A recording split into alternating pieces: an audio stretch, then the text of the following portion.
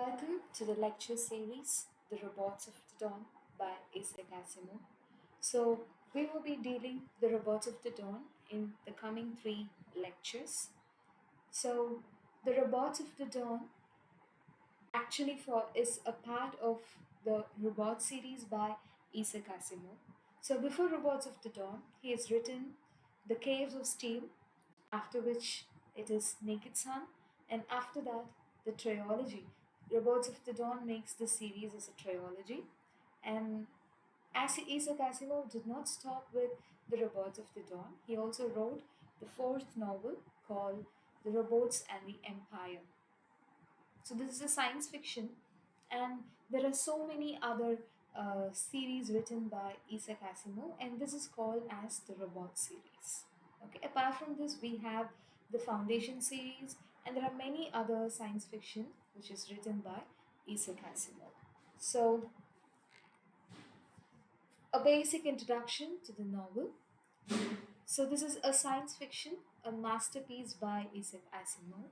So this is basically a science fiction because it involves robots, the creation of robots, the programming of the robots, and how we have digitalization. So now we have artificial intelligence everywhere. So it supports work for us right now. So the setting of the novel is actually after 2000 years. So right now we are in 2023, and the setting of the novel is in 4023, 5023. Okay, there would have been so many changes happening in the earth. Okay, so when I ask you a question, how do you imagine earth to be? How do you imagine world to be after 2000 years later? You would have your own assumptions. So, this is just Isaac Asimov's assumption of how Earth would be after 2000 years later.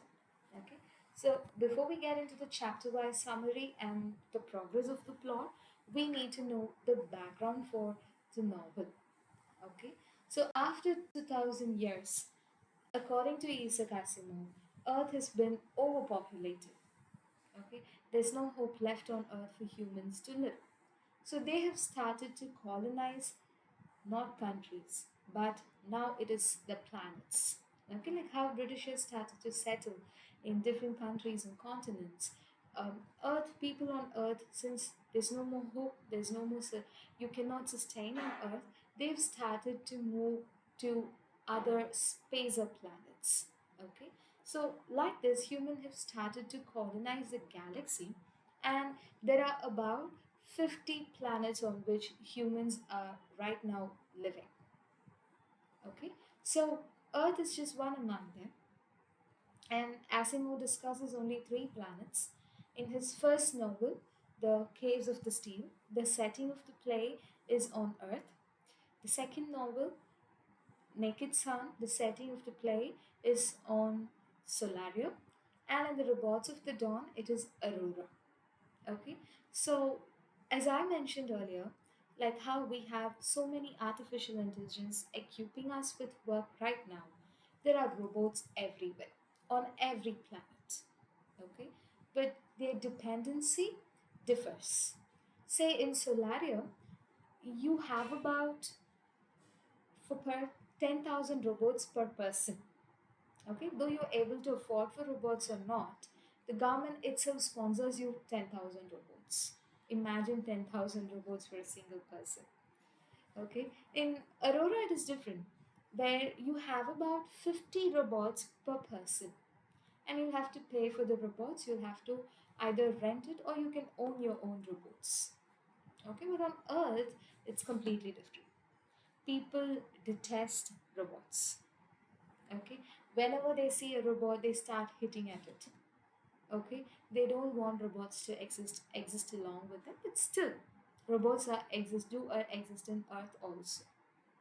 Okay, so people on earth they start to live underground. Okay, they start to live in cities. When people come out of the city, come out of the underground houses, all they face is agoraphobia. Okay, they cannot face the sunlight, they cannot face the moonlight, they cannot face the rainfall, The breeze, the current, nothing.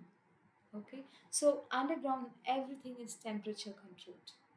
There's no day and night on earth where because they all live underground.